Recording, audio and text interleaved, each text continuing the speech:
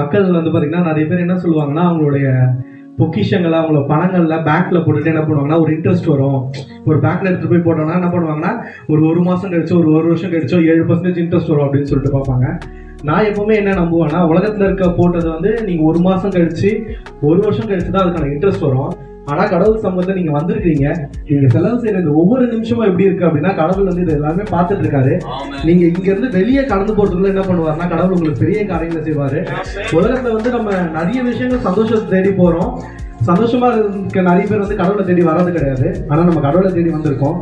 என்னன்னா இங்க நீங்க இது ஒரு 30 நிமிஷம் இல்ல 1 மணி நேரம் கடவுளை தேடி வந்திருக்க உங்களை வந்து இங்க அந்த கவலையெல்லாம் மறந்துட்டு கர்த்தருக்குள்ள நம்ம சந்தோஷமா இருக்கிறப்ப, இங்க 1 மணி நேரம் நீங்க சந்தோஷமா எல்லாத்தையும் உலகத்தை மறந்து கடவுளோட இருந்தீங்கன்னா, வெளியே போனோடனே நீங்க இந்த கவலைகளை அதை பத்தி நினைக்காத அளவுக்கு கடவுள் மாத்திருவாரு.